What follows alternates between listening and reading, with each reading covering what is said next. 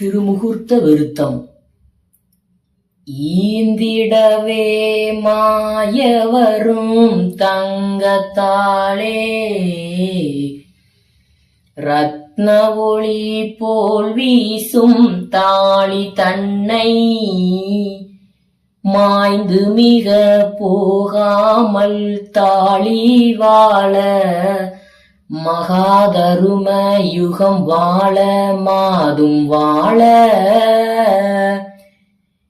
ஏந்தும் புவி தருமமது தழைத்து வாழ,